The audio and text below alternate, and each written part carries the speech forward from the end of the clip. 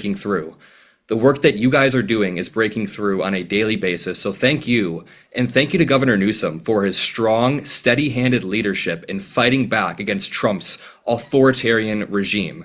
I mean, we've all been waiting for somebody to step up and hold the line, and now we get to see it happen. We all get to be a part of it. So thank you. That is what Proposition 50 is about, and that is why we are voting yes this November. We need to take concrete action. That is what Governor Newsom is doing, but he's not alone. We have tens of thousands of Californians behind him, making sure that you're shooting out texts, calls, everything on a daily basis.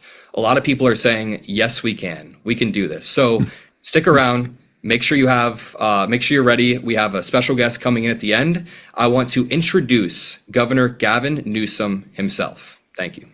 Thanks, Adam. Thanks for all that you've done to support this cause, and most importantly to all of you that are joining us today, not only from California, but all across the United States. It's an extraordinary thing. We're doing a little tally yesterday. Over 1.1 million people in the last 7 weeks have contributed to this effort. So many of you that are here have contributed to this effort, and I cannot thank you enough for not only your time, but your resources and your resourceful mindset, recognizing, as Adam said, that we've got to meet this moment and that we've got to disabuse ourselves so that we can continue to do things like we've done them in the past. And I'll just remind everybody very briefly before I introduce our special guest, this was not the fight we wanted to fight. This was not our battle. This is in reaction to something unprecedented that happened. The President of the United States made a phone call to a sitting governor and said he was, quote unquote, entitled. Think about those words, entitled to 5 seats in an unprecedented effort to rig the 2026 election before a single vote was cast. So reminiscent, of course, to what happened in Georgia, dialing up for 11, 12,000 votes. He hasn't stopped there. Not only was Greg Abbott indulgent, not only did their legislature move forward to rig the system with 5 additional seats, but you've seen the same thing take shape in Missouri and just quite literally hours or so ago in North Carolina. Anticipate this as a preview of things to come in Indiana, as they've sent the vice president out there on multiple occasions. The president continues to invite leaders from their legislature into the Oval Office, doing everything to coerce, not my words, those are in essence the words that were uttered by the governor of Indiana, who said, if we don't move, he may not provide resources, may not give us support. That's the Indiana governor, his own words, in terms of the prevailing winds, the threat, dare I say, of not doing his bidding. Of course, that obedience will likely extend to Florida as well. So this is a profound moment. The president just yesterday, right there in the White House, with the destruction quite literally behind him, talked to members of Congress and openly said what we already knew. He's going to lose the midterms. He recognizes that most presidents, incumbents, are likely to lose those midterms. He recognizes that. Of course, he recognizes the obvious. He's underwater in every single critical issue. American people have expressed themselves very clearly in terms of discontent with this administration and its policies. So he knows he's going to lose, and that's exactly why he's trying to rig the election. That's exactly why we need to meet this moment, in the words of Adam. And so we're doing that, not with an op-ed. We're not holding hands. We're not having a candlelight vigil. We're not doing a white paper. We're not showing up at a conference. And, oftentimes I'll say this, Democrats tend to do that and talk about our moral superiority and, and what we could or should be. We're actually doing something more meaningful. We're fighting fire with fire. We're not fighting with one hand tied behind our back. And we move forward in a way that I don't think the president or members of Congress expected. And that is we move forward by putting the maps, not only through the California legislature with 2/3 of their support, but now in front of the voters in the most transparent and democratic way possible. It will be the first maps ever to be in front of the voters in the United States of America. It's temporary, it's transparent, and it's democratic. These are not maps that were, dare I say, in the pejoratives, drafted in Mar-a-Lago. These will be drafted, in essence, by the people themselves on November 4th, just 13 days from today. The election started a few weeks ago. It ends on November 4th. Early voting is already taking place. We're seeing some pretty extraordinary numbers of early votes that have already been cast, people sending back in their mail-in ballots. But I'll just end on this by reminding you how precious this moment is and why we can't run the 90-yard dash and why we're all here together. Because we have work to do in the next few weeks. It's a special election after all. It's all going to be about turnout. And I'll just remind you of who turned out when we kicked off this campaign, because it really reinforced the chilling nature of the stakes. We could talk about January 6th and President of the United States trying to light democracy on fire, trying to wreck this country. But we're seeing it happen in real time, on an hourly, not even daily basis, it seems, with new news that comes out the White House and the president's mouth on Truth Social. But for me, the chill was being there at the Democracy Center with 2 U.S. senators, a dozen members of Congress, hundreds of community leaders, many of you perhaps that are joining today that were there, at the sacred site down in Little Tokyo in Los Angeles, where we were interning the Japanese, where they were being bussed. And Donald Trump sent out someone who's become a familiar face, this guy Bovino from Border Patrol, with masks on. Masked men showed up right in front of the rally before we kicked off to intimidate and chill free expression, to intimidate people from walking into our event. A poor soul, guy selling strawberries, was collateral damage, who happened to be in the area. He was just released. He disappeared. He was just released. I said it a few months ago when 4,000 National Guard were federalized, 700 active duty Marines were sent to the second largest city in the United States, not overseas, that this was a preview of things to come. And you're going to likely see members of our military in and around polling booths and voting places all across this country. Well, I would say the same about ICE and Border Patrol. And I say that soberly with the expectation we'll be seeing those images here in San Francisco in a matter of days, like we're seeing in Chicago and Portland and all across this country. And so, again, forgive the long-windedness. I just want to reinforce the sobriety of which we convene and the nature of this moment. And just end on this. You have the power. You have the power with Prop 50. You have the power to restore checks and balances. You have the power to stand up to people, stand up for people that have been bullied and threatened by this administration. You have the power to save our democracy. And so I'm grateful to all of you for exercising your voice, for recognizing you can shape the future. The future is not something to experience, it's something to manifest. It's our decisions, not conditions. And it's my honor now to introduce someone who understands that better than anybody, that understands, yes, I'll say it, change that starts bottom up, self-organizing communities, people coming together across their differences, recognizing they have voice, they have choice. And someone that needs no introduction, but someone that has introduced us the term hope and optimism, that's not just a dreamer, but a doer, someone that gets it and gets things done. It's my honor to introduce President Barack Obama. Thanks, Gavin. And thank you, everybody who is not just on this call, but more importantly, doing the work. I am going to be very brief.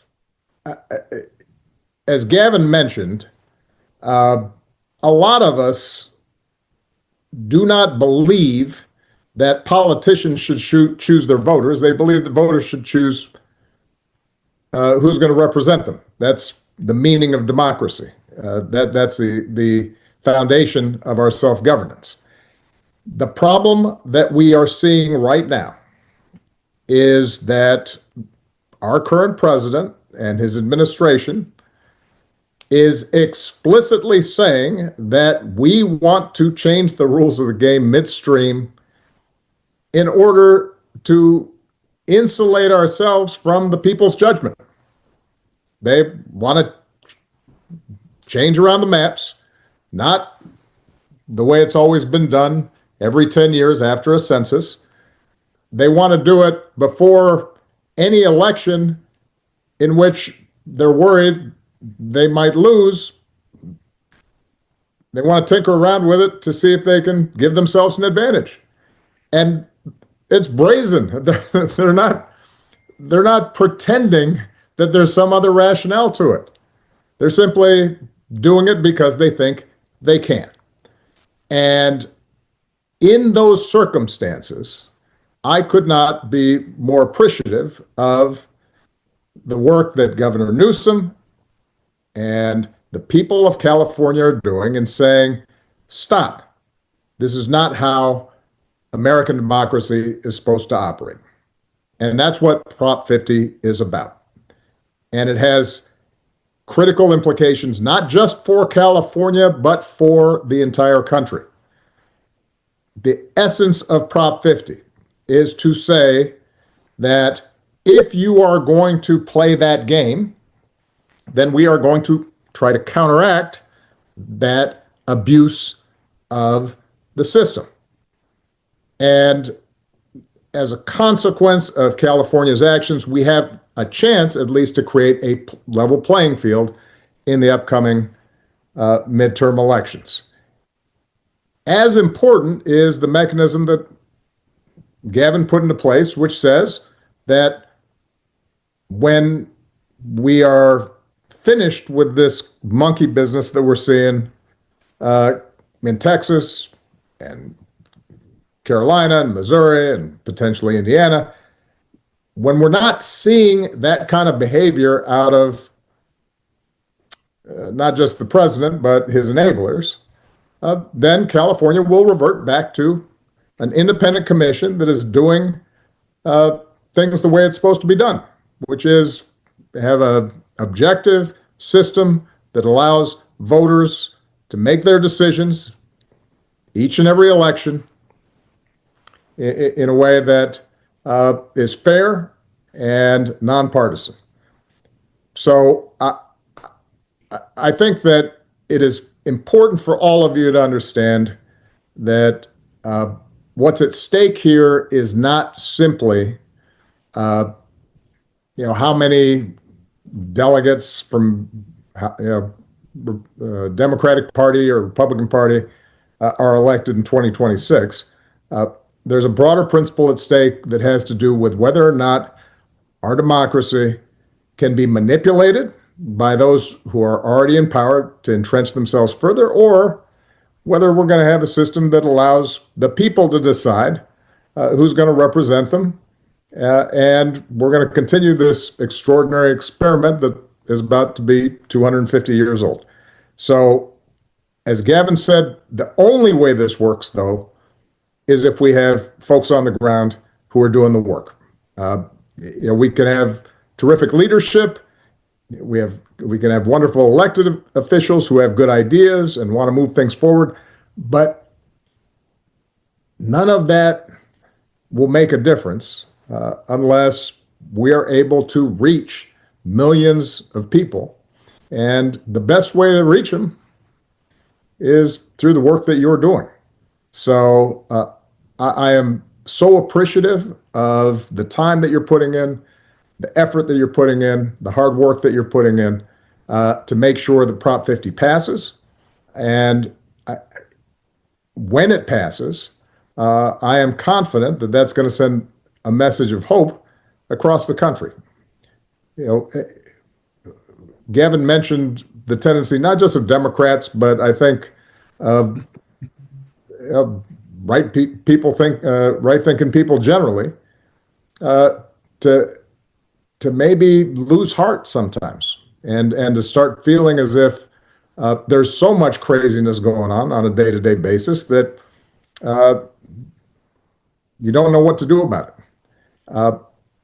When a few people stand up for what's right, that emboldens others.